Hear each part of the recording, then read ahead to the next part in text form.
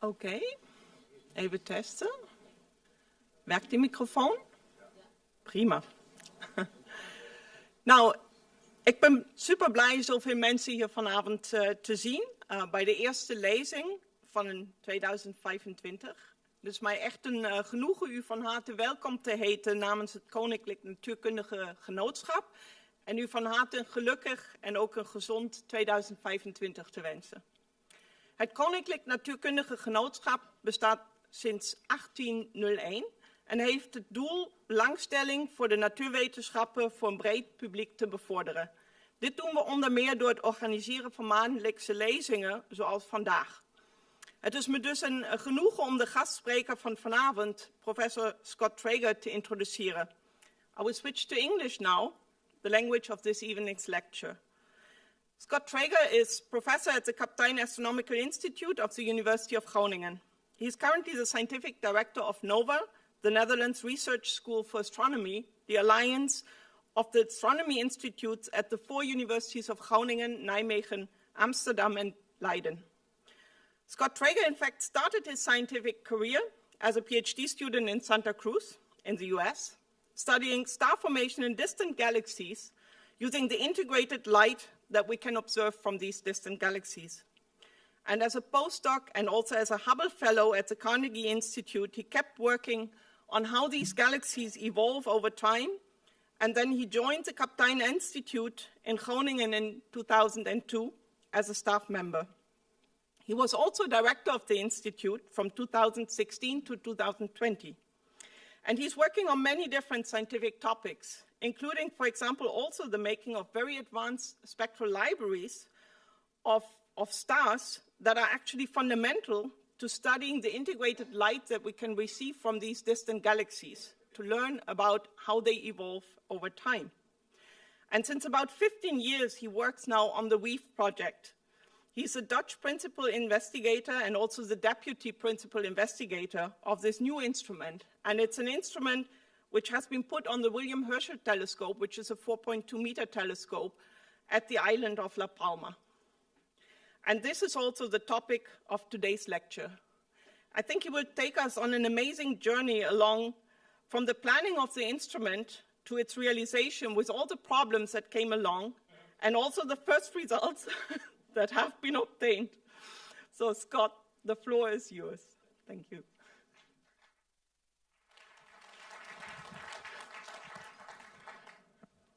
I feel like Weave is a bit famous for being a problem child, so I'll try and explain to you why. Right, I don't know what's happened here. Let's see. Oh, yeah, there we go.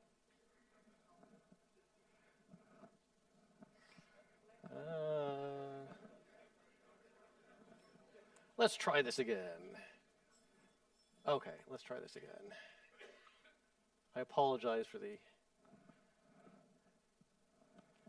And then what has happened? Okay. Need that. Oh, there we go. All right. We had planned this so nicely. It worked so much before we started. Okay. So I'd like to talk to you tonight about this new instrument Weave, which we've built for the William Herschel Telescope, as Inga said, on the island of La Palma in the Canary Islands. A beautiful place. I have been very privileged to be working there on and off for the last, well, more than 15 years. And I am really representing a huge number of people here. There are currently 600 plus people in the team. I once said I didn't want to be a physicist for the rest of my life because I didn't want to work in a team of 1,000 people and being the second to last author with the name T.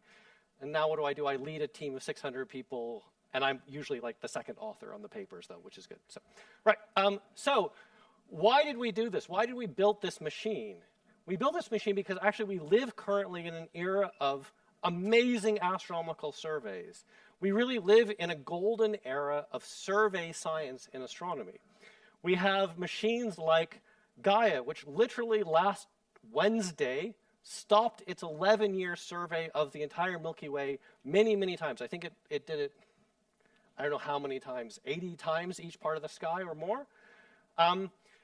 And we have also finished a couple of years ago surveying the local universe with the Westerbork Synthesis Radio Telescope down south of here and its Apertif camera. And we're currently surveying the universe with actually the newly upgraded, or actually in the process of upgrading, LOFAR telescope, which is centered in Borger Xlo, and I'll show you a picture of it in a little bit. But the point is that we live in this amazing era of these big surveys. Why do we need a new machine? Well, it turns out that none of these surveys actually do everything you want them to do. You actually need one more thing, and I'll tell you why we built Weave. So, on the 19th of December 2013, ESA, the European Space Agency, launched Gaia. Gaia has been a complete revolution for our understanding of the Milky Way. And Gaia stopped, like I said, last Wednesday, after 11 years of surveying the sky, really surveying the Milky Way primarily. And what it's been doing is it's been measuring the motions of stars on the sky. And it measures it to an accuracy of 7 micro-arcseconds. Now, to think about what 7 micro-arcseconds mean, and even physicists and astronomers don't really get this number in their head. So let me give you a good analogy here. The analogy is the following. 1 micro-arcsecond is 1/3,600,000,000th of a degree. So, if you had a 7 micro-arcsecond slice of fly for your last birthday party, you could have fed 185 billion people with that entire fly. So, that's the kind of scales we're talking about. That's the precision that we've actually been measuring over time with Gaia. Why is this interesting, though, from a scientific perspective? It's interesting because angular measurements and time give you two things. An angular measurement gives you parallax, which is the motion, the apparent motion of stars, and it turns out planets and other things, on the sky, which actually gives you a distance. It gives you a geometric distance to a different thing, because you're just doing trigonometry by measuring the apparent motion of things on the sky. Because what you're doing is you're measuring the angle between the two sides of the Earth's orbit around the sun and the distant thing. And that gives you a distance directly through trigonometry. The other thing it does is it gives you the true motion of stars on the sky, because you're actually watching those stars also moving with respect to the sun. Who cares? Well, okay, I'll tell you why who cares in just a second, but let me point out that even after only 3 years of data, Gaia had measured 1.8 billion stars on the sky and actually determined their brightnesses, colors, positions, and proper motions and distances to 1.5 billion of those 1.8 billion stars. We know the Milky Way better now than we've ever known it. In fact, by orders of magnitude better than we've ever known it in the history of humanity. That's great. Does it do everything we want? It doesn't do everything we want. It turns out that it did actually has already measured also the motions towards us and away from us about 33 million stars. And I'll come back to that in a second because that's the important number here. But why is this interesting? Why is it interesting to measure positions and motions of stars in the sky? And it turns out because there's a very great classical physics theorem called Liouville's theorem. Liouville's theorem says that if you put together the 3D positions, x, y, z, or whatever coordinate system you want, and the motions of the objects in that x, y, z system, the velocities, into something called a 6-dimensional phase space, the density of stars in that 6-dimensional space, or of whatever object it is, whatever points there are in that space, they move together. The positions and speeds can actually change over time, but the density in that 6-dimensional space is fixed. It's constant over time. Okay, Pete is an expert here, and he'll tell you that actually it's only fixed if nothing is actually colliding with each other, and stars don't collide in the system, it turns out, at least through most of the Milky Way. It also can't suffer large-scale shocks, which probably is happening in the Milky Way right now, it turns out. But at least outside of the Milky Way, in what's called the halo of the Milky Way, this is almost certainly true. And so what it means is that if you know what the positions and velocities are today, you can wind the clock back to when they first got there. And you can actually figure out what process by which they came to be where they are today. I think that's really amazing. The problem is Gaia only gives you 5 of these dimensions, not 6. And it doesn't give you the speed towards or away from you. Well, okay, I'm cheating. It does, but only for the brightest stars, for the brightest 150 million stars. Okay, that's great for those stars, but the problem is really the action in the Milky Way that we really are truly interested in is way far away from where we are at the sun, in the halo of the Milky Way. And Gaia cannot measure those velocities. They just can't. So we need something to actually pick that up. Moreover, we also want to know what the stars are made out of. Are they made out of lots of magnesium and manganese and copper, or are they made out of just hydrogen and helium? So we need to know that, and we can only know that from Gaia for even brighter stars, about 2.5 million brighter stars. So we need something that can do that, those two things. We want radial velocities, and we want compositions, because compositions tell us where, when, and how the stars formed. Okay, let me move on to LOFAR. LOFAR is also amazing. This is the super terp in Borger Exlo. The first time I ever went there, I drove right by it. Actually, Kate was in the car with me. We drove right by it. I was like, where is it? And it turns out that, all of those antennas you're seeing here, they're about that high. We just drove right by it. You have to see the sign to see that's the super terp. But the amazing thing about the super terp is that it is one of the biggest telescopes on Earth, and I'll show you why in a second. It operates from 10 megahertz to about 250 megahertz. This is super low frequency. They now want to do this on the moon, it turns out, where you can even go down to 1 megahertz or something. It's just crazy. But anyway, the point is that the reason that this works so well is not only because of this amazing thing here on the super terp in Borger Exlo, but because the actual full telescope stretches from Ireland to Lithuania and from Sweden to actually Bulgaria now. And so this is physically the largest telescope humanity has ever made in terms of distance. So what does it do? Well, it turns out it does a bunch of different things, so many different things I would need to give you at least one, probably 3 different talks to actually explain what it does. So let me not do that, but let me just point out that one of the things it's going to do is it's going to discover more than 15 million new galaxies purely through their emission at these frequencies, at these very low frequencies. Throughout the history of the universe, because it turns out that these frequencies allow you to see back to before there were even galaxies. And we know that because we're actually seeing that epoch right now with LOFAR. The problem is that very few of these galaxies actually have distances. And you need to know the distance to actually figure out physically what's happening inside the galaxy. How do we get distances? Well, we get them through redshifts. We get them through redshifts because Edwin Hubble, who was a staff member at Carnegie, where I was a postdoc, discovered that the faster a galaxy moves away from us, the farther away it is. And you measure that speed of motion for a galaxy by its redshift, which is the same thing as the radial velocity I talked about for stars. But since all galaxies, except for 1 or 2, are actually moving really fast away from us, they're always shifted to the red. So without distances, we can't understand what's going on in these galaxies. So we need something else. We need the redshifts for these galaxies. You see a point here? Radial velocities, redshifts. We're talking about motions. We need to measure motions of stars and galaxies. Apertif is the third major tentpole of why WEAVE was built.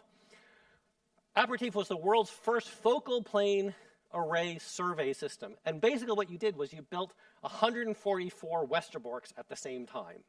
And you did this by basically turning a single pixel, sort of. I mean, radio astronomers are going to correct me. The reality is a bit more complicated than that. But think of this as turning 1 pixel into 144 pixels. And what it means is you can survey the sky much, much faster with Westerbork. So in fact, you can actually use the full resolution of Westerbork, which is pretty big on optical astronomy terms. It's 15 arcseconds, about half the full moon. So hold up your thumb, and about half of that is what the resolution of, well, a quarter of it, okay. A quarter of it is the resolution of Westerbork. But you can get that resolution over the full pointing, which is about 3 by 3 degrees on the sky. And Apertif surveyed thousands of galaxies at 21 centimeters in neutral hydrogen, which was the first large-scale, truly blind survey at this particular wavelength of 21 centimeters using the neutral hydrogen fine structure transition. And you have to invite Thijs to give you a full lecture on this, because he was a member of the team as well. So Apertif gave really good redshifts at spatial resolutions far worse than we can do in the optical. really 10 to 20 times worse than we actually do on a regular basis in the optical. So what we wanted was, in 2010, we realized, 15 years ago, that we could build one instrument that did the following three things. It gave us radial velocities and chemical compositions for Gaia's stars. It gave us redshifts for LOFAR's galaxies. And it gave us much better resolution in starlight and in different kind of gas than what Apertif sees for Apertif's galaxies. So how did it do this, and what did we do? Well, we needed a machine that could do this, that could measure these velocities at good resolution. So what we need to do is cover as many targets, that is stars or galaxies, at the same time. And we need to cover as much of the sky as we possibly could. So we need a large field of view. That is, we need to be able to survey a big chunk of the sky every time and not just some small part, unless we can do it super, super fast, which we can't because we're sort of limited as to how big our telescopes are for various reasons. And we needed a way to target as many objects in the field as we possibly could at a single time.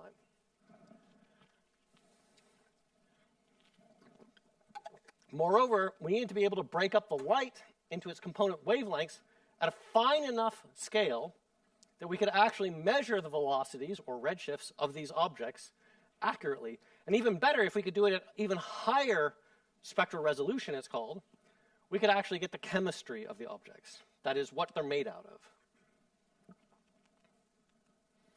So how large can we achieve with a telescope these days? And it turns out it has a fundamental limit that's due to actually the technology we use to, it's a combination of the Earth's atmosphere and the technology we use to actually put the fibers down. Sorry, I've already jumped the gun. To actually target the objects. I'll come back to how we target the objects. But the basic problem is called differential atmospheric refraction. What happens here is that the atmosphere itself, even without water in it, will bend the light that's coming from above the atmosphere towards you. And it bends blue more than it bends red. So what happens is that over the course of some time, as you're moving your telescope, the farther away you go from the zenith, towards the horizon, the more the light bends. And what's more, the more the blue light bends compared to the red light. But all the light is bending. So what happens is you create little tiny rainbows. And you need to control for those rainbows. Moreover, over the course of some time, it turns out that one thing which is here and one thing that's here, say if this is the center and this is 1 degree away and this is 1 degree over here, they'll move in different directions. So it turns out that we can correct for this effect. And so these rainbows, you would say, well, I can't see the rainbow with my eye. I can't see that every single star is a rainbow or every single galaxy I see is a rainbow. But it turns out a telescope can, especially if the wavelength range is long enough. So we need to correct for this. So what we can do is we can build something called an atmospheric dispersion compensator, an ADC, which I'll call it from now on. And it covers the full field from the zenith. And it turns out that modern ADCs can get down to about 25 degrees above the horizon without actually not working anymore really at the level that you need to. And the limit, it turns out, of a field that you can do this over is about 2 degrees for a 1-hour exposure. After 1 hour, what happens is that things at the other side of the field, they move enough compared to how your average correction is going that they move outside of what you think you're actually going to target.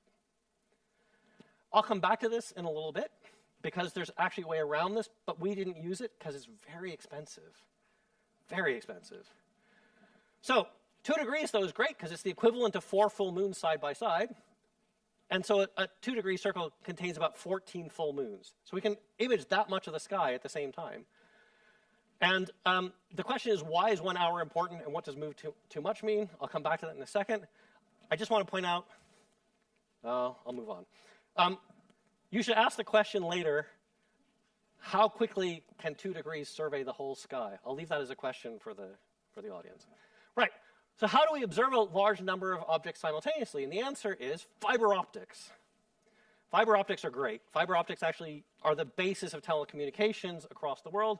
If you have fiber to your home, as we do, and as Groningen has been upgraded to over the last few years, you're using the same technology that we use to look at distant objects. So what we do is we actually use lots and lots of these fiber. So Weave has 40 kilometers of fiber optics in it.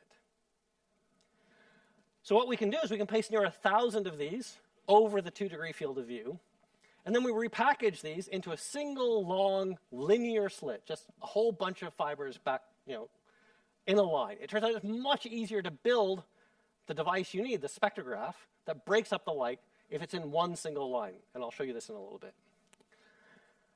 The other thing we had is it turned out that we had this beautiful telescope, the William Herschel Telescope on La Palma, which was honestly not being used as much as it should have been. It was still being used a lot. It was still a factor of 2 to 3 more requests for time than it actually had available.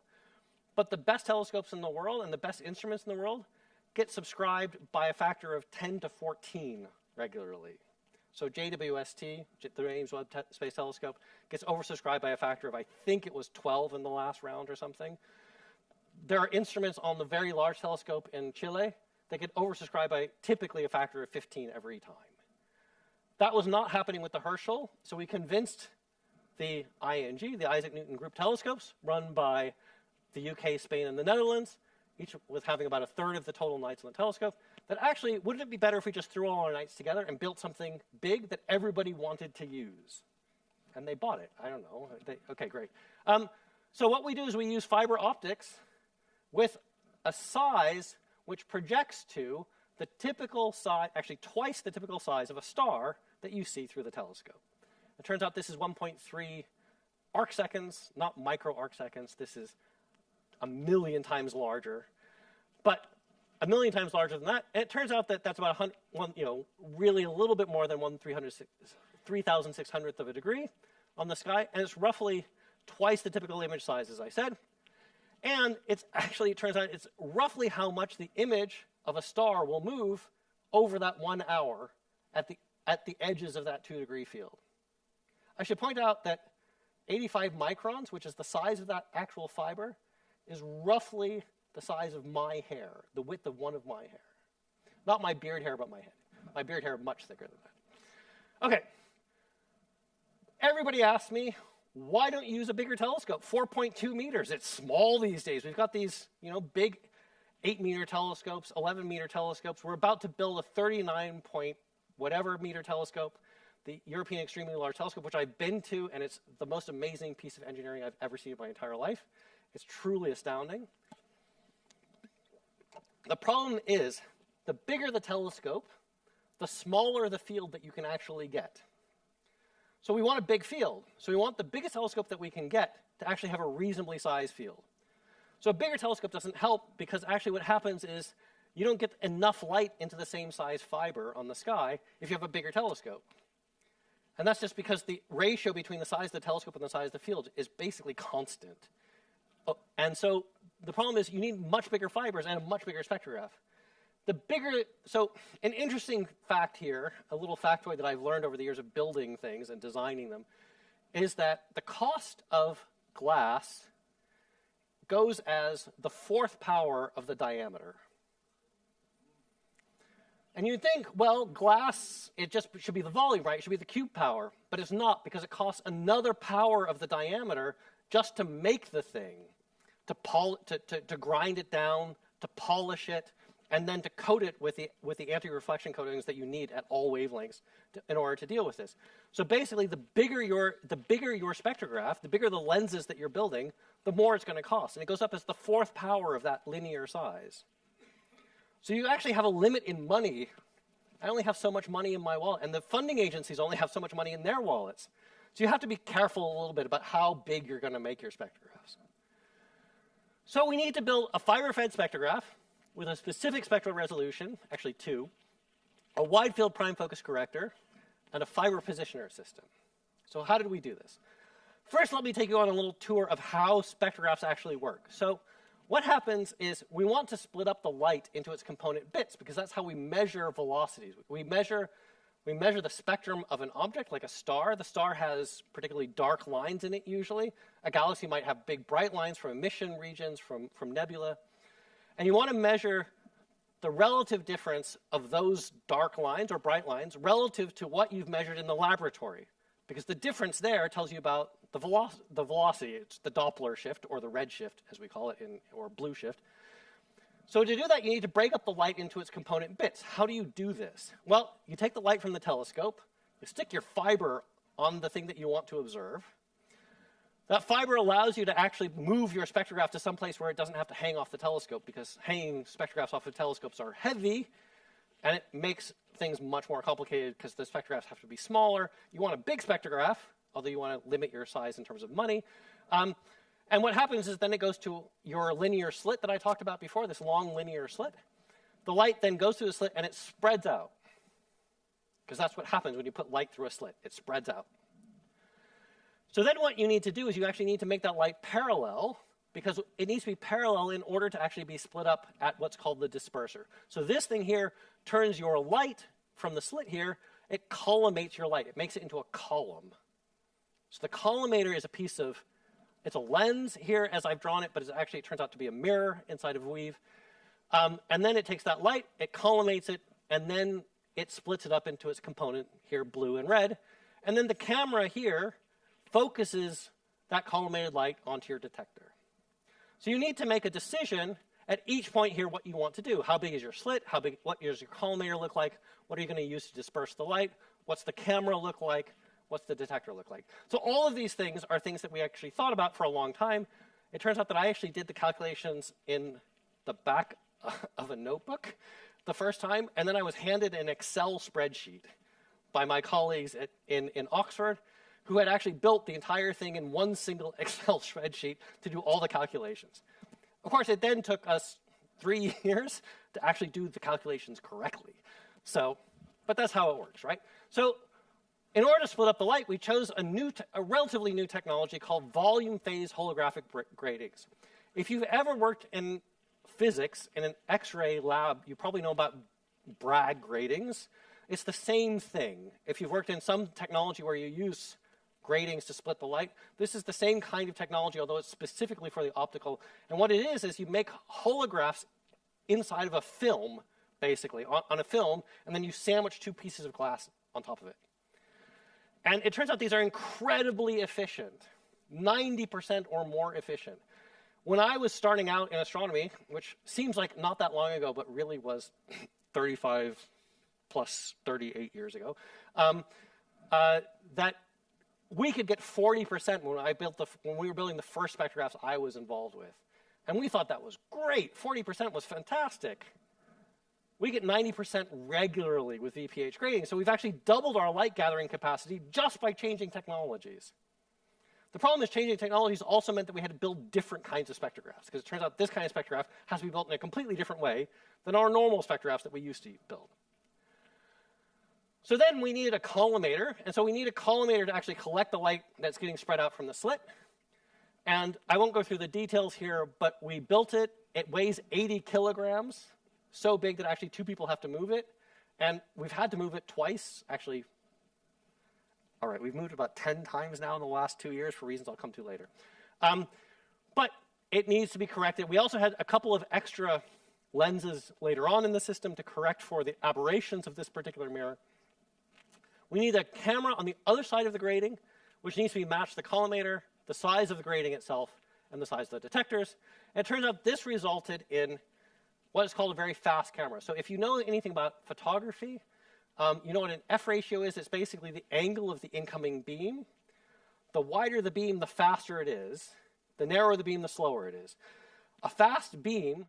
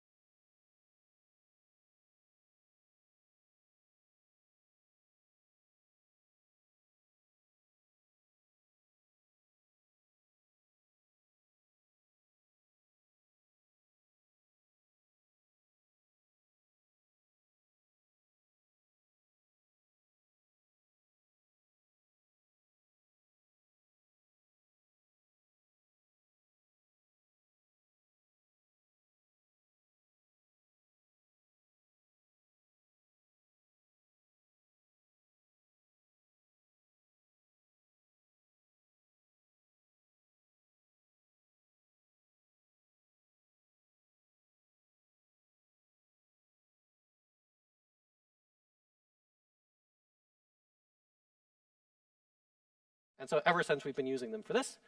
And it turns out that in total we have about 15 million pixels. Now, okay, that doesn't sound like a lot, but actually these are incredibly high quality, and in fact, it's the single most expensive part of the entire instrument is the detectors, as always in astronomical instruments, it turns out.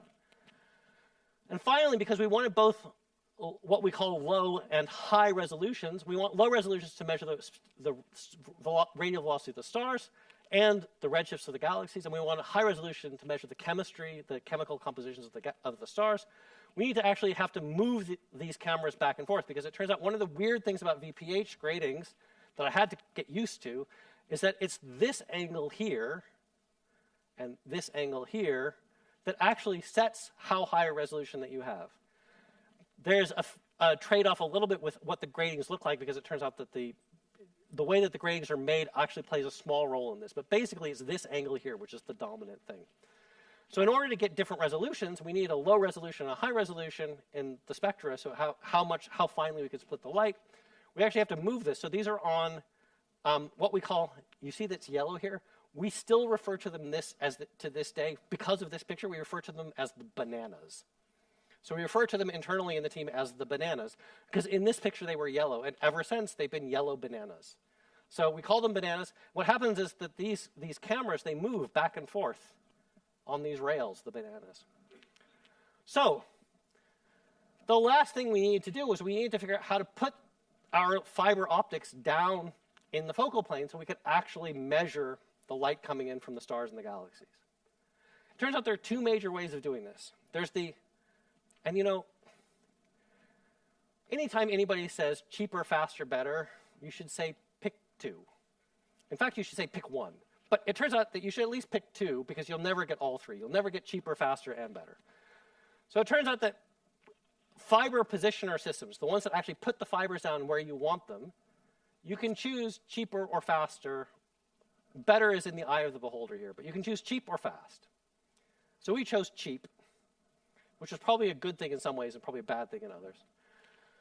So it turns out there are two major ways of doing this. It's called pick and place. Pick and place is where humans, in the case of old-fashioned, and even still used up until about 10 years ago, humans would actually pick out the fibers and then put them in a new place. I did this for 3 years when I was a postdoc in Chile. It was fun. I never want to do it again. So now we do it with robots. So we actually have two robots that were actually bought from the automotive industry. Extremely, extremely high precision, 5-micron precision of being able to place things on the focal plane. Nearly all major fiber-driven surveys to date have used this kind of thing. They're cheap. They're relatively light. They don't weigh a lot. The mass is relatively low. But they are slow. It takes about, well, for reasons you'll see, it takes about an hour to set up one field of 1,000 fibers for us. The other way to do this is what are called rotors or splines. And basically what you do is you basically glue a fiber to something that moves. And that thing can move, and it finds the closest thing it can do. So it has a little patrol area. It can basically say, okay, well, I can walk in this direction, I can walk in this direction, I can walk in this direction. And then it basically can only go in a few directions, or a little radius maybe on the sky, and then it says, okay, I'm going to observe that thing. These are super, super, super fast. You can do the whole setup of 1,000 fibers in under 3 minutes. Not an hour, 3 minutes, for the same number of fibers. And it turns out it doesn't scale with fibers. It's just each one does it independently. You can do it within 3 minutes. The super fast ones can actually do it within a few seconds, but you don't get it accurate enough. You need to actually take 3 minutes just to stabilize. The problem is these are really expensive. They're literally 3 to 5 times, almost 10 times more expensive than pick and place. If you have humans doing pick and place is super cheap, because you only have to pay the poor humans, not the robots. The problem is that they also weigh a lot. They're really, really heavy machines, but they're incredibly fast. I think of these things as, how do I put this? I think pick and place is the tried and true, and honestly, it's the past at this point. We will be the last instrument that uses pick and place, I think, for the foreseeable future. This is the future. Every single fiber spectrograph that's being built today, except for Weave, is using fiber, is using this, but we couldn't do it because of the way we wanted to build the system. So we use two robots. They're named Nona and Morta. If you know anything about the fates in Norse mythology, you might recognize these two names. You might recognize that there's a third one that I didn't mention. You can ask me about it later.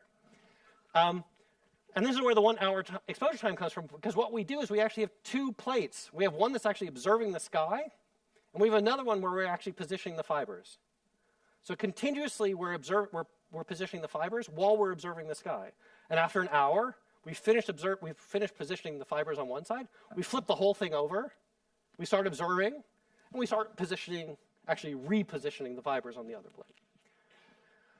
The number of fibers here is actually set by the circumference of the focal plane, because you're actually putting the fibers around the edge of the focal plane. The more fibers you have, the more circumference you need, which means the more area, which means the more of the sky you're blocking out with your fiber positioner system. So you need to trade off between lots and lots of fibers and not blocking so much light that you're losing light from this system. Okay. Wow, I'm running really behind. So let me speed up just a tiny bit. Not that I haven't been fast already. So this is what it actually looks like in a mechanical engineering drawing. Weave is actually 3 bits in this drawing. It's actually 4. This is the prime focus corrector system, which I haven't mentioned yet. There's a rotator that actually, you need to actually rotate the system because of the way that this telescope is designed. And this is the fiber positioner up here with its 2 robots. The fibers come out of this, and they go down the side of the telescope, and they go into that box. Yes, they go into this box on that side there, which is called grill. And grill is actually where the spectrograph lives. In the very simplest way of thinking, this is the fiber positioner. So the light comes in here to the primary mirror. It goes up into the 2-degree prime focus. It hits the fiber positioner system. The fibers take it to the spectrograph. There's all sorts of electronic connections with the control system. There's this stuff down here. And then the data eventually gets to the science data system, and it all gets reduced. This is what the actual system looks like in terms of a block diagram. I'm not going to go through this at all. I just want to show you how complicated it actually is. So let me quickly, in about 5 minutes, flip through 10 slides. So we're going to go really fast. So the prime focus corrector system has 6 lenses. This lens is the second largest lens ever made for astronomy. The biggest lens is in the basement of the Observatoire de Paris in Denfert-Rochereau in Paris. But this is 1.1 meter across, and it's shaped like a salad bowl. It's really like this. There are 4 lenses, which are the atmospheric dispersion compensator that I told you about earlier. And then there's a final lens that actually brings it together and puts it on the focal plane. This was designed by the observatory itself with support from our group here in the Netherlands. And this is actually being manufactured in, this is actually the big mirror here, built in Kiwi Star in New Zealand. We had to take the glass from all around the world, ship it to New Zealand. We then shipped all the glass to La Palma. Then we had to ship it from La Palma to Barcelona. Then we had to ship it from Barcelona back to La Palma, because it had to be put into this container here, which was designed and built in Barcelona, and then actually this rotator assembly here, which was built in Bilbao. And this is the first time we put it on the telescope in June of 2020. Everybody knows what happened in 2020, right? Everybody remembers. Maybe you don't. I don't know. You probably are old enough to remember what happened in 2020. The pandemic happened in 2020. This was a pain. I'll come back to this. So we saw first light. That is, we saw the first light coming through these elements in September of 2020 by putting on a little tiny camera right in the back here.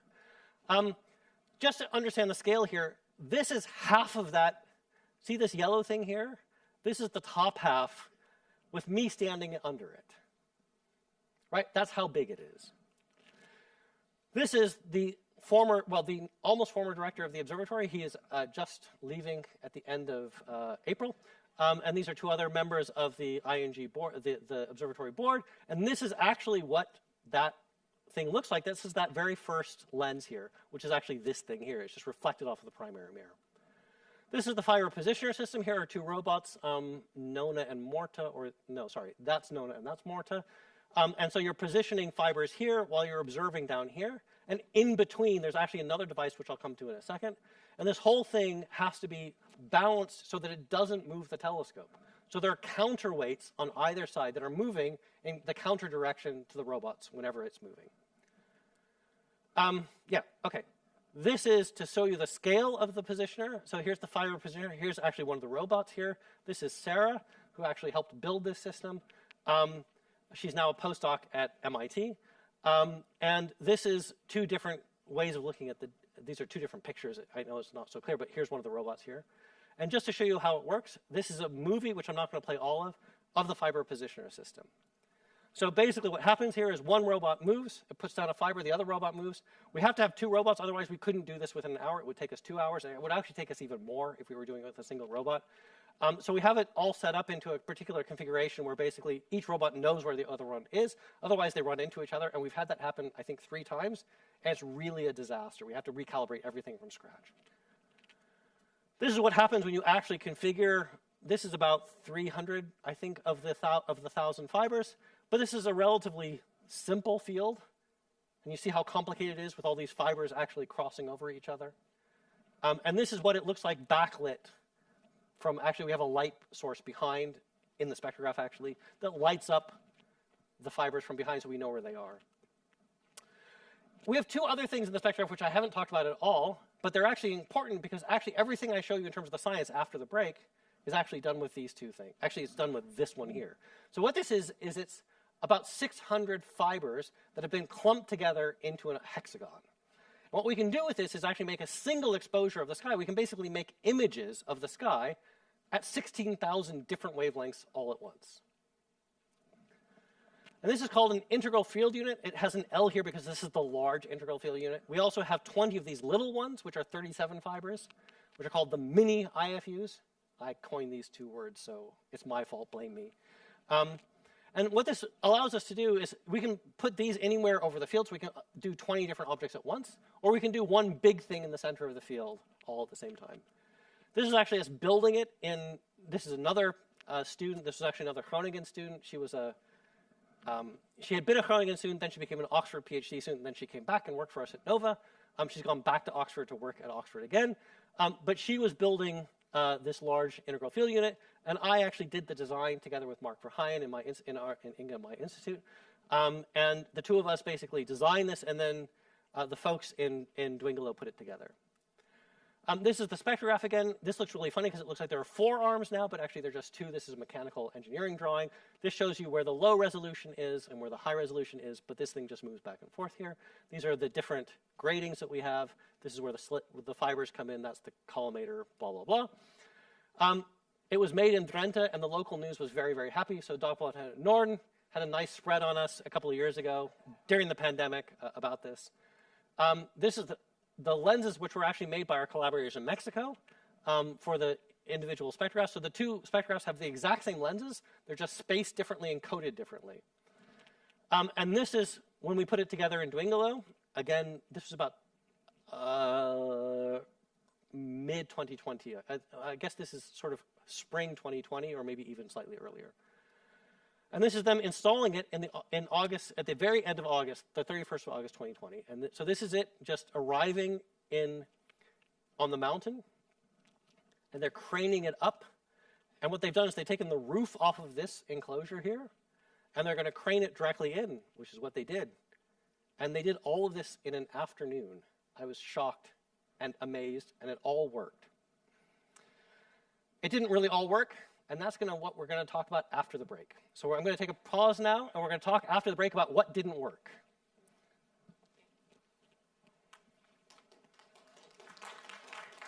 And then I'm going to talk about science after that.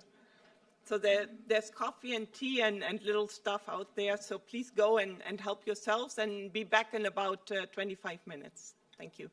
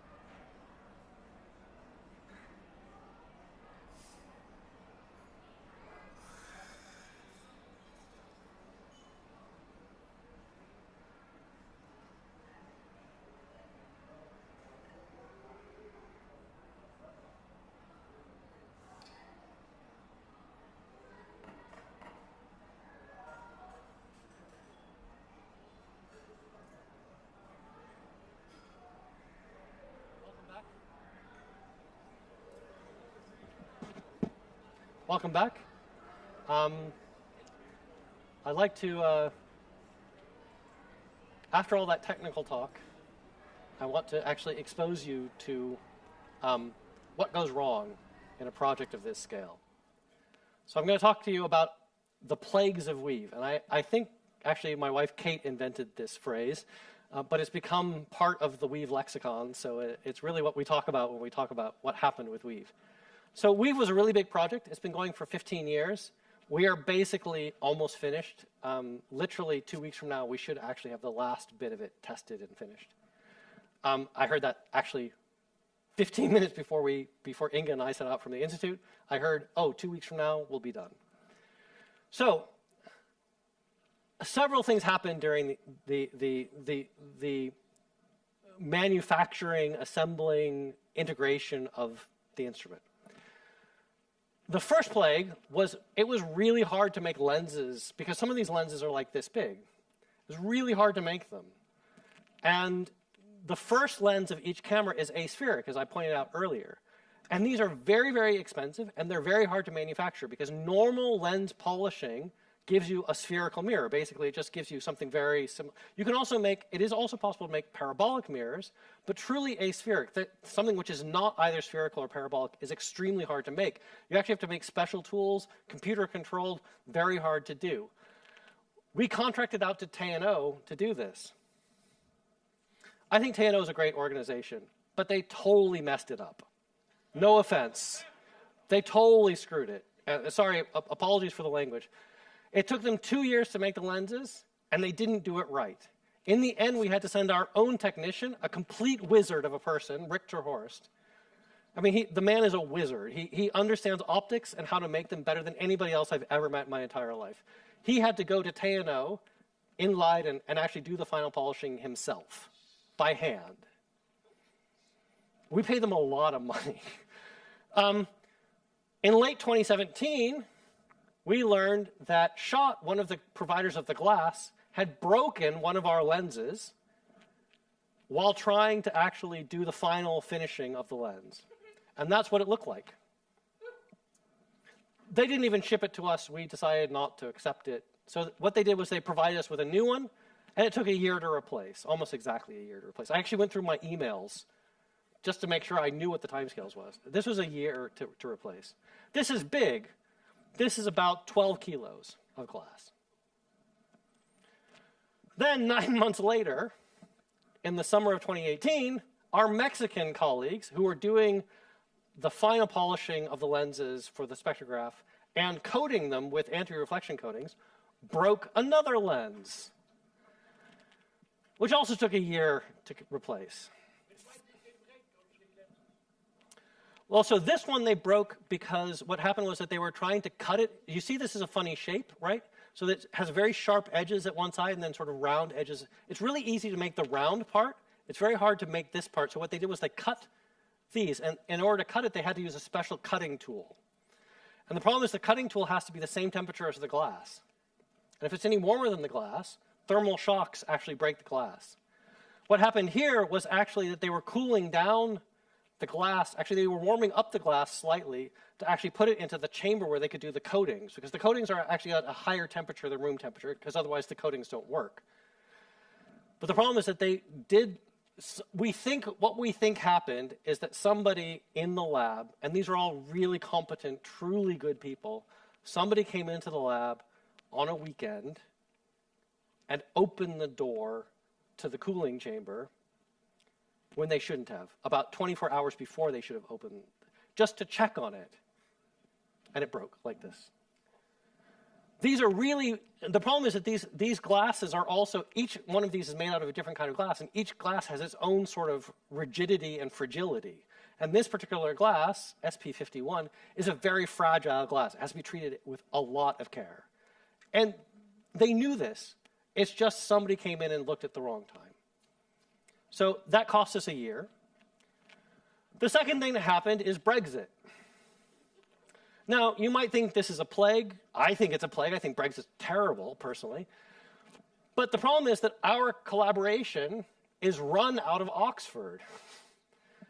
Not only that, the lead mechanical engineer at the telescope actually lives in Manchester and commutes to La Palma. And before Brexit, that was not a problem. He could fly back to Manchester every other week. But under the current EU regulations as implemented in Spain, so I'm not saying that this is how the EU does it, but as the EU regulations implemented in Spain, he can only be in Spain 90 days out of every 180. So he has to count every single day he's actually on the island. He owns a house on the island, by the way. So this was a real problem because it actually meant that motion of astronomers from the UK and engineers from the UK to Spain, to the island, was really severely curtailed. Also for other reasons I'll come to in a minute. Also, it slowed down shipping from the UK to the EU because everything took much, much longer to go through customs because we didn't have to go through customs before. Now we do for anything that comes out of the UK. And the positioner system I talked about before, which takes the fibers and moves them to different positions. And so somebody asked me during the break to explain this. Every place you look on the sky, your stars and galaxies are going to be in a different place. You need to move the fibers to put them in the right place. The problem is that after an hour, your stars, and even if you're tracking it across the sky and moving your field as it goes because of the way the telescope works, it's still that differential refraction I talked about is going to move the objects outside of your fibers after about an hour. When you have a rotor system or one of these spine systems, you can actually move the fibers as you move across the sky. So you actually don't have to reconfigure. We have to reconfigure after an hour just because everything moves out of the way. But every time we go to a new part of the sky, we have to reconfigure the fibers, right? Because there's a new constellation, effectively, of stars or galaxies on the sky. But that system was built in the lab in Oxford. And to get it from Oxford to the island was a bit of a disaster. Because two other things happened. First of all, the pandemic came. That was plague number 3. Are you counting yet? There are 6. Well, 5. It depends on how you count. This is myself and Kate and our daughter on the island on about 23rd or 24th of February, 2020. The next day, the very first COVID case in the islands was announced on the next island over, on La Gomera. By a week after we left, they had shut our hotel. And they didn't reopen it again for some time. 3 weeks later, we were in lockdown here, and I was director of the institute. And I had to send everybody home for, what was it? 6 months, Jessica? Something like that? 7 months? Longer, maybe even. So work absolutely crawled to a stop. But it didn't actually stop. Because it turned out that the universities and the labs that we used were extremely kind to us. They allowed us in small numbers into the labs to actually work. But it wasn't normal work. It really took far, far longer. Minimal staffing, limited interaction, work from home days. It made everything go so much slower in Oxford, Dwingelo, and La Palma. The fourth plague was that because of Brexit and the pandemic, the entire global shipping system basically collapsed for about 4 or 5 months. You might remember this. But it turned out that it impacted us directly because we were trying to get stuff from the UK to La Palma. We were actually trying to get stuff from elsewhere in the world to La Palma as well, but this was the biggest thing we were trying to do. This is the positioner system itself, sitting in a loading dock in Oxford. We got it on, that day actually, we got it onto the truck. The truck sat in Manchester for 4 months because it couldn't get onto a boat. And when it did get to La Palma, we discovered that some of the system had broken.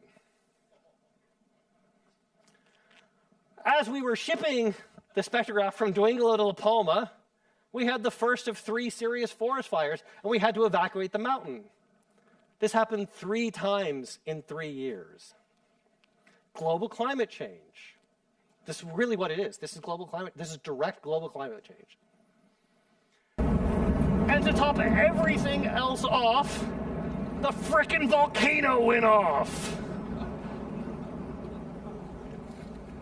19th of September 2021, my project manager at the ING sent me and the PI, the principal investigator, this movie and said, guys, we have a problem.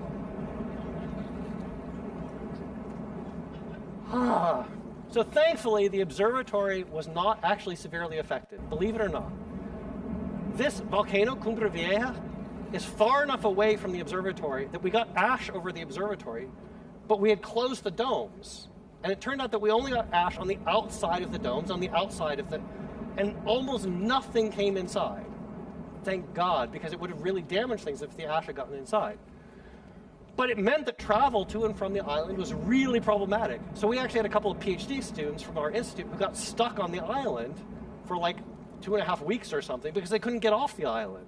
They'd just gotten to the island when this happened. So what did we do? We took WEAVE and we turned it from this, we turned the Herschel from that into that. This is a real picture. This is really the positioner system, the rotator, the collimator. The fibers are going down right there. That's that black thing you see is the fibers going into the spectrograph there. And we built a system.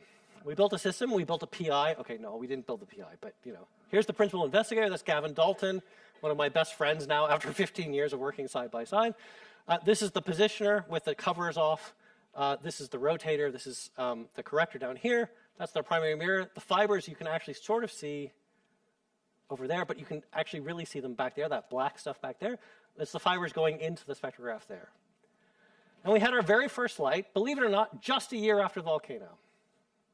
And what we did was we took this large integral field unit and we pointed it at something. What did we point it at? We pointed it at quite a famous object.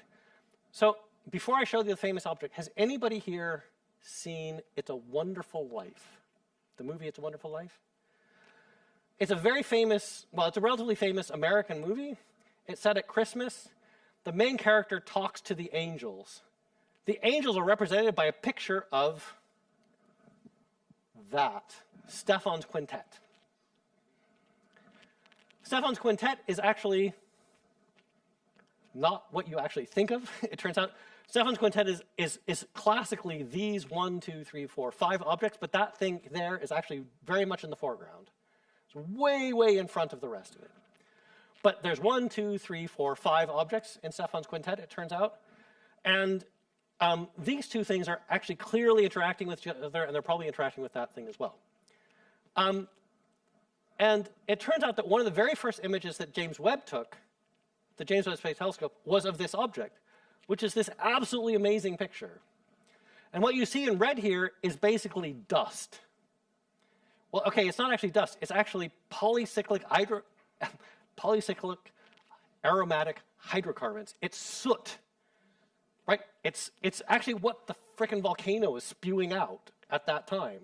It's dirty soot, but it shines in the infrared. We thought this picture was so cool, we had to take a picture of it with WEAVE. It turns out that one of the interesting things about this is that this large red thing here that you see, full of soot, is actually a shock that's being created by this galaxy plunging directly along the line of sight, that is towards us at 1,000 kilometers a second compared to the rest of these galaxies here. And what it's doing is it's causing a big, big shock as it plunges through the system, and it's basically lighting up all the gas in the system. And you can see this not only in the soot, but you can also see this even in the X-rays. So these are X-rays. These are very highly energetic atoms basically emitting in the same kind of radiation that you take a picture. I broke my arm. They take a picture with the X-rays. That's what you're seeing here. Same kind of energy. So the very first thing we did was we took a picture of this. Now somebody asked me during the break, what did the spectra look like? So each one of these individual rows here, 600 rows, each one of these lines here is an individual spectrum from an individual fiber. And it's from the reds, this is from about 600 nanometers to about 950 nanometers here. So this is from about what your eye sees as roughly red to something your eye cannot see, because this is infrared actually here. Each one of these lines here is actually from the night sky, what we're interested in here is these bright horizontal lines, because they're some part of that field that we were looking at. If I want to, I'm going to zoom in up here. And you see these little bright spots here? This brightest spot here is hydrogen in that shock. Well, actually, it's not necessarily in the shock. It's hydrogen in that field. And this is nitrogen on either side. And there's some other things here I can show you if you're an expert. But basically, this is hydrogen and nitrogen. And you see these are very, very narrow, which means that they're not moving very fast in terms of what we're seeing. But if I go look at the bottom of the picture, I see, ooh, this is all messy. When I first saw this picture at the telescope, I thought, oh no, the spectrograph's out of focus. Because look at these blurry lines. But in fact, you look at these lines and you realize it's actually in focus. Okay. Full disclosure, the spectrograph was not in focus. It's only going to be in focus next week, 2.5 years later. But it was almost in focus. But the fact that these lines are all messy here actually means that they're moving super fast. They're moving at about 1,000 kilometers per second along the line of sight between us and you, between us and it. And so if we blow this up and we actually correct for the distortion here, this is one part of the field and this is the other part of the field. The next night we did it again, but we did it at high resolution. And it turns out you can see the same thing, although it's really hard to see in this with these lights here, but that's hydrogen right there. And when you correct for it again, you see these messy lines here really spread out. And if I actually project this, so I actually turn it back into a picture of the sky, what I'm doing now is I'm looking at a picture of the sky where I've taken the wavelengths as the third axis here. So I have a picture of the sky here of Stephan's Quintet, and I've just have many, many different colors, 16,000 different colors it turns out in this case. And I've just twisted it a bit so you can see actually the wavelengths rather than just the picture. And what you see here is these are my lines of hydrogen and nitrogen, and over here are actually oxygen and more hydrogen. And you see that these lines are actually really messy. They're really stretched out. And they're really stretched out because what's happening here is that this shock is really, really strong, and it's going at 1,000 kilometers a second. So we made a press release about this, and you can, for the cognoscenti, you can actually see how broad these lines are. These two things are just the galaxies. This is the one that's actually coming towards us through the group. And then Kate drew this picture when I sent her it. She's still embarrassed because I show this picture every single time. But I love the little alien that she drew here, so I'm going to show it every single time. So I made a movie of this, and I see the time. I don't have a huge amount of time, so I'm going to very quickly go through this, although unfortunately I can't go through it too quickly because it's the speed it is. This is our JWST picture, and this is weave. And what I'm doing here is I'm stepping through in wavelengths. So I'm stepping through in color, effectively. And what you're seeing here, showing up here, is nitrogen that's moving relatively fast relative to these two galaxies here. In a second, what you're going to see, this big thing here, that's all hydrogen lines. So this is the shock I'm talking about here. And it's so big that it won't go away for minutes in this particular movie. I'm going through so quickly, and it's still going to be there for a long time. And so earlier this year, actually a couple months ago, we finally finished the paper, and now what we've done is actually we've combined in green here LOFAR observations of Stephan's Quintet with our weave observations, which are this sort of color map here with the bright red and the blue and everything. And in the background here is actually that James Webb picture, without actually just the near-infrared part, not the cool mirror part. But what we found is that this shock is really very dense. It's a very dense bit of gas in the universe. It has a temperature of 8,700 Kelvin, 8,700 Kelvin. And it has, interestingly, for the real cognoscenti, it has a very low Mach number. It's only Mach 2.2, which means it's actually traveling supersonically, but not as fast as usually you get with these shocks. These shocks usually have Mach numbers of like 10, which means 10 times the speed of sound, the local speed of sound. But the interesting thing here is that it's a very weird shock that we didn't expect. And Weave has allowed us for the first time to actually probe this shock in detail. And so now, with my remaining few minutes, I apologize, I'm going to show you something that you can't talk about this. I know it's being streamed live, but please don't go and take pictures of this. So please, the person with the camera there, can you not take pictures just for the moment? I'm I'm going to show you something that has not been published, and I only have sort of vague permission to show you this, but it's so cool I have to show it to you. So when we started taking real data, that is, when we started actually taking normal data with Weave, one of the first things we did was we went and took a picture of the Ring Nebula. Now, everybody knows what the Ring Nebula looks like. If you are an astronomer, even an amateur astronomer, everybody in the Northern Hemisphere has seen the Ring Nebula through a telescope who is interested in astronomy at all. And you've certainly seen the pictures of it. And this is a very classic picture now. This is actually a picture from about 25 years ago, 27 years ago, from Hubble Space Telescope. And this is showing you, with Hubble resolution, which is amazing, what that thing looks like. It is the remnants of the atmosphere of that white dwarf star there in the very middle. And what you're seeing here in red is nitrogen, in green is oxygen, and in blue is helium. So why did we do this with Weave? Well, it turned out the problem is that everybody who's done this to date has actually only studied it in very narrow pictures, very sharp wavelengths, very small wavelength pictures. But they actually tried to take a full wavelength of, full wavelength spread of it, a full spectrum of it with all of the different positions. They've made cuts through it with spectra, with single slit spectra, but not an integral field like I've shown you earlier. So what we did was, we did it. In March and June of 2023, we took 3 different pointings and then we mosaicked them together over the last couple of weeks.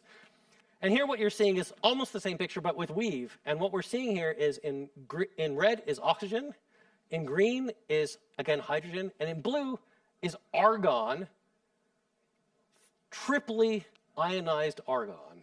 So we've stripped off 3 electrons from argon, and that's what we're seeing in blue here. This is super hot in the center here. The interesting thing about this picture is you think, every time I saw this picture up until the last couple of weeks, I thought, oh, well, it's just a shell around the star. It's not. It turns out it's a cylinder. It's like a barrel that you're looking down the center of a barrel. So the center of the barrel is, the center of the cylinder is filled with extremely hot gas, and it gets cooler and cooler as you go towards the outside. One of the interesting things about this is that you see, it's not so great to see here, but you see this loop here. This loop has not really ever been seen in the optical part before. It's been seen in the infrared, but never in the optical before. But we see it for the first time in Weave. What's even more interesting is that, among other things we can do with Weave that's never been done before, is we can actually measure the amount of oxygen, or rather the amount of carbon with respect to the amount of oxygen in the nebula. Nobody's ever been able to do this before except with single cuts through, not over the whole thing. So now we know actually that the center is completely filled with oxygen and the outside is basically dominated by carbon-bearing molecules. We knew this kind of before, but we had no idea what the structure looked like. There's so much more to this data set. There's quadruply ionized iron. There's oxygen that has been collisionally excited versus recombinationalized. It's all blah, blah, blah, blah, blah. There's so much to learn just from these one picture, well, 3 pictures that we've put together. So what's next? You may have noticed I haven't shown you any data from the individual fibers. Well, here it is. So that's because we commissioned the LIFU first, and we found that there was a problem with the spectrograph. And we've been working on the problem with the spectrograph. I don't expect you to read all of this other than to say, 2 weeks away from completing this work, I heard today. So in 2 weeks, we'll be back to recommissioning the spectrograph and actually doing the MOS mode. And then 63% of the observing time will come back to the Weave survey, which I lead. 27% of the time goes to the community of the ING, which is the UK, Spanish, and Dutch communities. And the other 10% goes to an international community. And the survey itself is 8 surveys, which I'm not going to go through in detail here, but basically 3 surveys of the galaxy, which is all driven by the Gaia stuff that I showed you earlier. 5 extragalactic surveys, which are driven by Apertif and LOFAR and a few other things. And so finally, in summary, Weave is this thing, this machine I've been talking about all night, is the next generation spectrographic facility instrument for the William Herschel Telescope. It's a collaboration between the UK, the Netherlands, and Spain, and our partners in Italy, France, Mexico, and it turns out Hungary, and other places as well. And Weave will eventually have this 2-degree field of, well, it already has all these things, but it uses these 2-degree field of view, these 1,000 fibers, the 2 integral field modes, and its spectrograph to survey the full sky, the full northern hemisphere. It turns out if we could survey the full sky, on average, it would take us 2.5 years to survey the full sky. We're not going to do that exactly. It's going to actually take us 5 years to do it because we want to do other things at the same time. And so I wanted to show one more slide, which is my team, at least part of my team. And this is a team picture from 5.5 years ago, roughly. We have roughly 3 times as many people now. I can name most of the people in this slide, but not all of them because the team is so big. But I want to thank them because without them, we never would have gotten to today after 15 years. So thank you from them to you for being here and from me to you for listening for the last quite a while.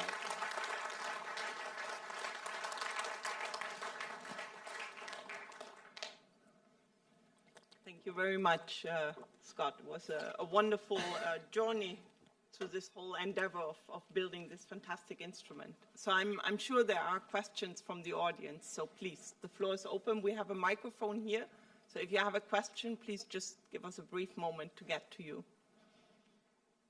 Well, there's a question here. Thank you very much for a really nice talk. The Ring Nebula. You said the inner is tripled argon, but also you said. Oh, can I have the screen back, please? Yeah, thanks. Yeah, tripled charged argon, but later on you show oxygen-carbon ratios, so there is also oxygen in it. There is oxygen there. So it turns out that the center is filled with hot gas.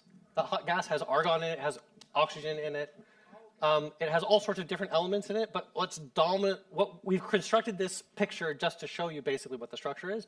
We chose to show argon, triply ionized argon here, because it shows the kinds of temperatures that are typical in that part. But it can be, there are many different elements there, but the dominant elements are going to be things like oxygen and argon. But oxygen is the 3rd most common element in the universe, so you expect it to be there, right? So after hydrogen and helium, oxygen is basically the 3rd most common thing in the universe, right? So you expect it to be there. It just turns out it's harder to see just because of the way we've shown things. But the interesting thing is when we were looking at the data, rather when Roger Weston was looking at the data, what he was seeing, so you can actually see here that there is some oxygen in the center there, otherwise we wouldn't see, it would be completely black in the center. But it turns out that there's other. This is a very particular. Let me show this again. This is a very particular transition of doubly ionized oxygen. It turns out that there are other transitions of oxygen that you can see here that are excited in different ways. The problem is I have to admit I'm not enough of an expert at this to tell you exactly why that's the case, other than to say when it's that hot, those sorts of things happen. But it turns out that I'm not sure I should admit this publicly, my understanding of this kind of physics is not as good as my understanding of stars or galaxies. So nebula are not my thing. I mean, I love them, they're really cool, but the physics of it is not really my thing, so I apologize. Okay, more questions for Scott. I see a question over there.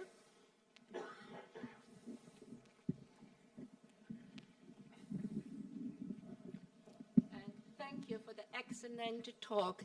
At the beginning, you mentioned once we understand the chemical composition, you're able to see the range of the stars and when it's formed. And based on this, can you elaborate how this information helps us understand a range of the stars? Where is a range of the gas, for instance, where it comes from? Sure.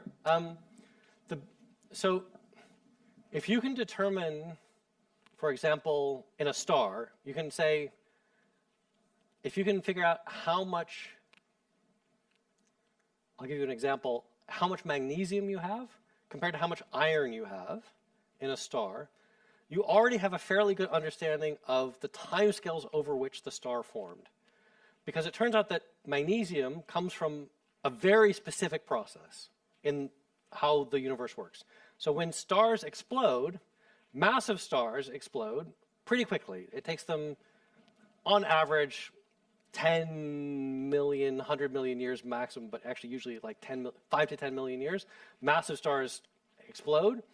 And when they explode, they produce lots and lots of elements that are like carbon, magnesium, silicon, and a few other things.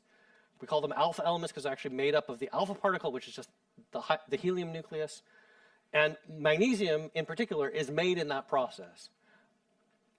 Iron, on the other hand, is made partly in the explosion of massive stars, but actually in the local part of our galaxy, it's made as much or even slightly more from the explosion of low-mass stars. Actually, stars like the Ring Nebula. If the Ring Nebula were actually a binary, it could merge with its other thing, and then it would explode, we think. It turns out this is actually one of the least understood things in modern astrophysics. We don't understand how these kind of stars explode. We know that they do. We just don't know exactly why. But it turns out that at least half of the iron around us in the Milky Way was made in that kind of explosion of the low-mass stars. Low-mass stars take a long time to get to the point of exploding. A billion or more years. On average, 500 million to 2 billion years, sometimes longer. So what you're doing is you're looking at the ratio of something that exploded after 5 to 10 million years compared to something that exploded after 500 million years, right? So you're talking about 100 different times in time scale. So if you can measure magnesium to iron in a star, you can actually measure how long it took for that star to form in its environment. And it turns out that that little test you can even apply to entire galaxies. And so in fact, my PhD thesis was half on this, which is why I can explain this so much, because half of my PhD thesis was trying to explain why galaxies have very different magnesium to iron ratios than local stars do. It turns out there are some local stars that have similar magnesium to iron ratios as distant galaxies do, but big distant galaxies have way more magnesium than iron compared to the sun or any star around us. And we think that's because they formed their stars so quickly that they only took the massive star remnants and all the little dwarfy things that took 500 million years or a billion years to explode.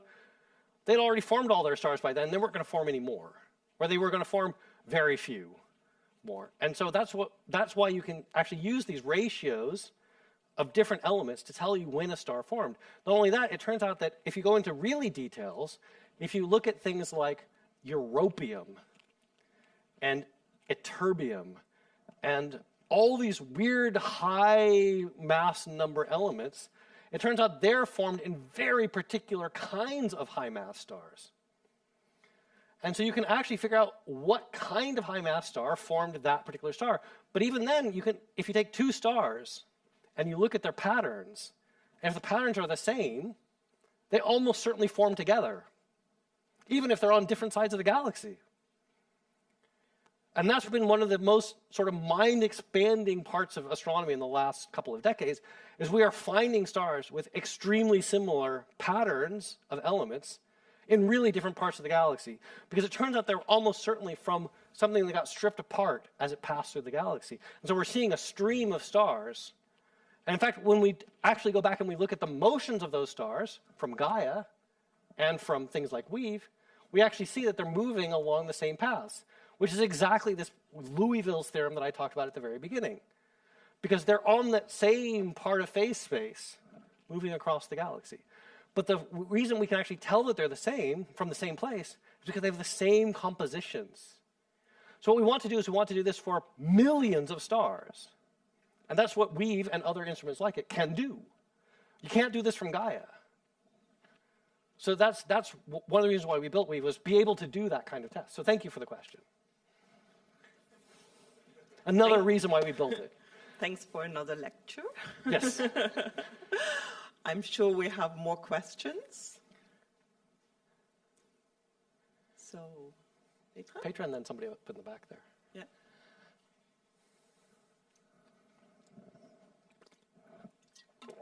I'm just curious. I understand when you explained the glasses and the fragility that that was a major engineering challenge. Yeah. But apart from the glass, What was the most difficult thing? Waiting for 15 years for this stupid thing to be finished? No, the most difficult thing was, it depends on when you, I mean, I think maybe Kate would tell you a different answer than me, but the thing that caused me the most anguish was the interpersonal issues that we had to deal with over 15 years of a project, I'll be honest. That was the most difficult thing for me because I'm very sensitive to those sorts of interpersonal things. But from an engineering challenge, it turns out that well,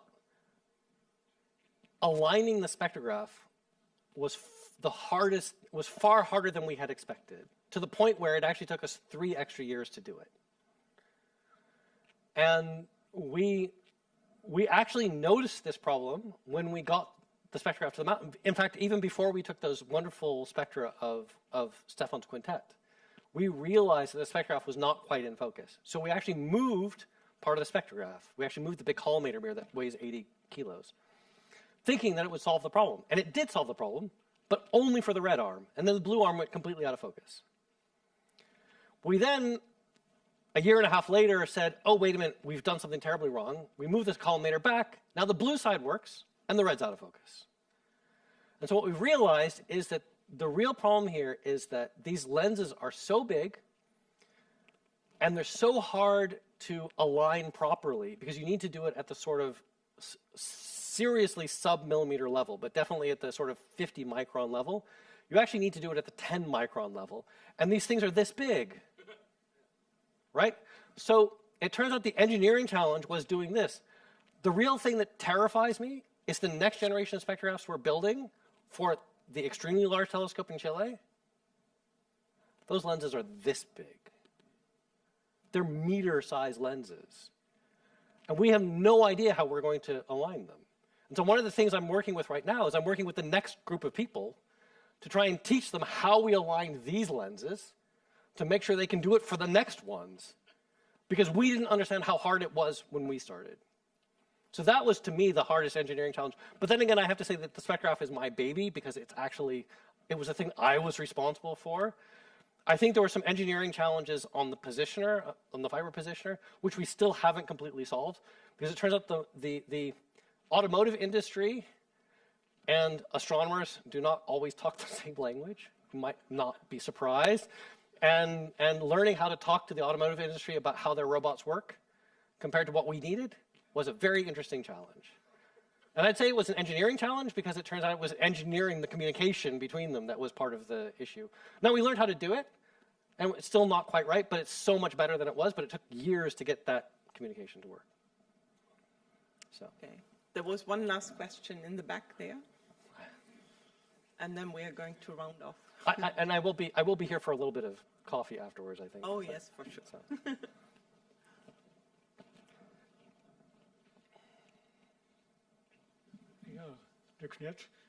Thank you very much. I'm not involved in this extremely difficult things, but my question is what kind of changes in wavelength might occur on the long way before reaching our atmosphere, and especially in the explosive environment with shock waves in something like that Ring Nebula. That's maybe misleading in some senses. So, thankfully, physics works the same everywhere. It's just, do we understand the physics, right? So what we know happens in, well, if I take the two different things I showed, the Ring Nebula on the one hand and the Stephan's Quintet on the other, and the shock in the Stephan's Quintet, the physics that's actually happening in those two environments is actually very similar because actually it's both hot gas that's accelerated in some way, is moving very quickly. What happens is that, first of all, there's the Doppler effect, right? So something moving towards you is higher pitched. Sorry. Yes, it's higher pitched, and something moving away from you is lower pitched. And we use that in light because something moving towards you is blue, so it basically compresses the wavelengths. Something moving away from you is red because it stretches out the wavelengths. And that tells you about the velocity. So it tells you about the velocity of things happening. The way that the light is emitted from the different elements depends on the temperature and what elements you actually have there, right? So the changes that you see have to do with how fast things are moving, how many, it turns out, which elements are shining at what level has to do basically with how dense the material is and what the temperature is effectively. And those two things together, combined with the motion, changes what those wavelengths, the spectrum of the wavelengths basically, that pattern, effectively like you can think of it as the rainbow of any object. What that rainbow exactly looks like depends on all of those things together. And the problem is that, especially for this, it's not exactly, I work on stars primarily. I work on stars in distant galaxies.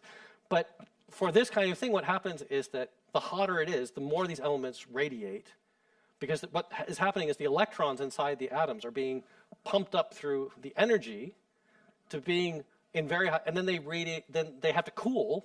And as they cool, they give off radiation. And so what's happening here is that cooling process, combined with the motion, combined with the density and collisions between the atoms, which are also causing energy to happen, all of these things mix together to make these exact spectra that we see.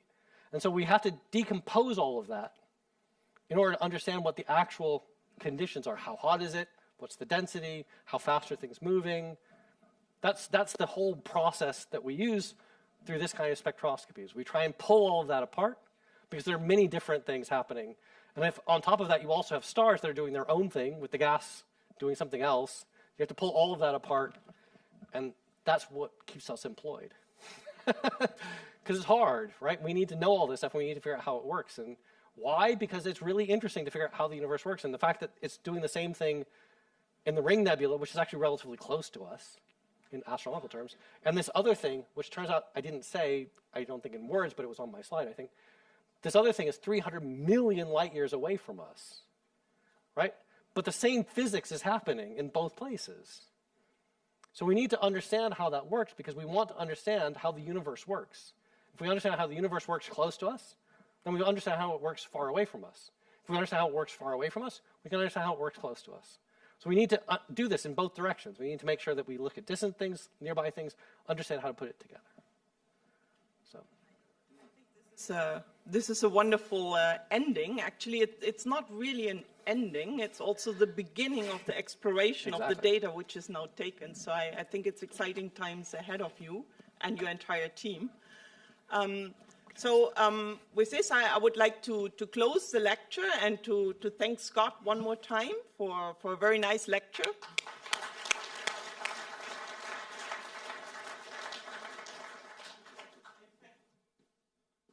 We have a little gift for you, so you have to come up again. It's a very nice book about pieces that are actually on exhibit in the University Museum, cool. And so something to read on the long evenings.